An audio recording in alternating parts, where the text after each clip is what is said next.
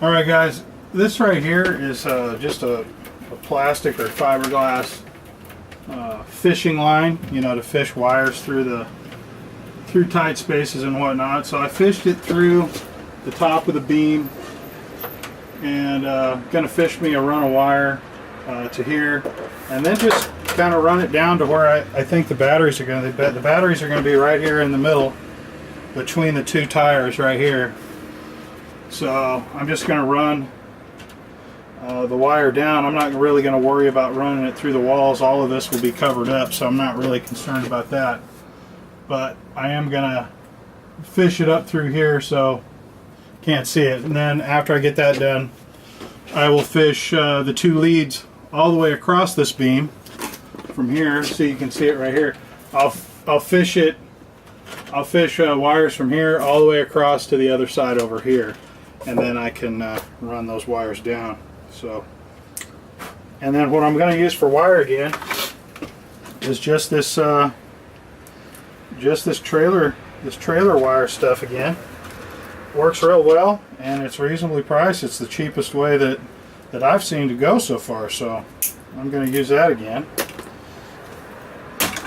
This stuff is you know, meant to allow you to wire up your trailer lights and stuff, but they give you, geez man, I don't even know how many feet this is, but they give you a lot of wire,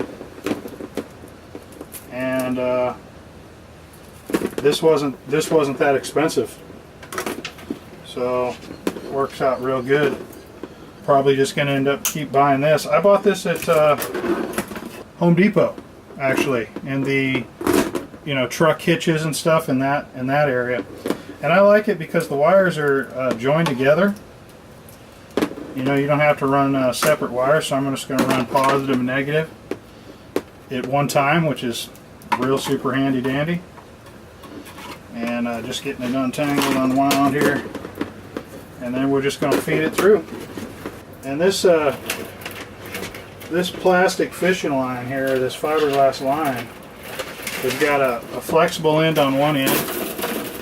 It's got a flexible spring end, you know, for going around corners, real tight corners and stuff.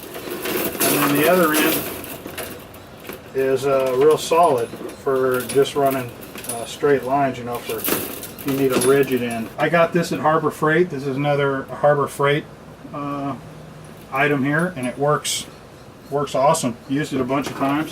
Now on the end of this thing, it's got an eyelet. I normally just tape it to the outside of this line and try and keep it as low profile as possible. You're going to want to tape up all your edges so they don't get snagged while you're trying to fish it through. And then over here we go. So now here's our wire right here at the fan, and what I'm going to do is I'm going to just tuck these in here once I get them soldered on. I'm going to tuck them in right there. Done deal. And get these untaped. I got new glasses, guys, Progressive glasses, and I got to tell you, I'm having a hard time getting used to them. My first time wearing them. I've never had progressive lenses before, and I don't know at this point in time if they're for me. I may end up having to go back to a standard lens. I mean, I don't know. Still trying to decide on that, but let me go ahead and get these up. Whoa! Almost lost it, man. Alright, let's not do that again. Alright, so let me dress up these ends and get them soldered, and I'll get back to you in a second. Alright guys, on these connections, I like to use what they call a lineman splice. That's my favorite, and the reason why, it keeps the connections real small, low profile, and from there I like to use a piece of shrink tubing on each wire and then a large one over both. That's just extra safety precautions. And on this one here, I'm just going to solder with a torch as soon as I figure out how to use it. Just a quick down and dirty solder job. You know, you don't want to do this method when you're, you know, in tight spaces or chances of catching other things on fire, things like that. You would never want to do it, but for quick and easy solder joints, I do it this way all the time. It's just an easy way to do it.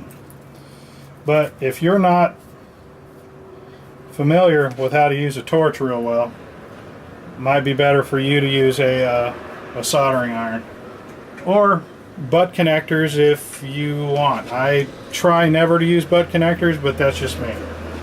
Get back to you in a second.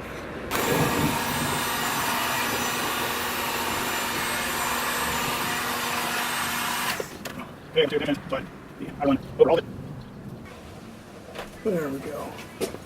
Alright, so there you go.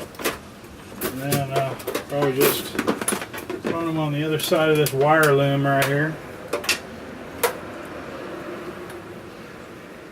Tuck them in. Tuck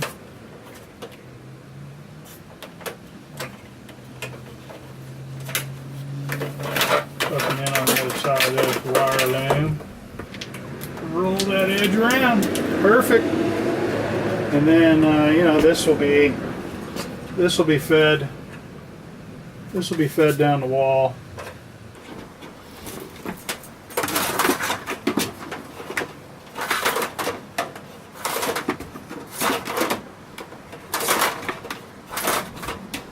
Alright guys, well that's going to be it for me today. I've worked myself pretty hard today. Got that all done, got the wires run. So I think I'm going to call it a day. And clean everything up, go take a shower, and go and relax. But if you get anything out of these videos, please thumb them up, thumb them up.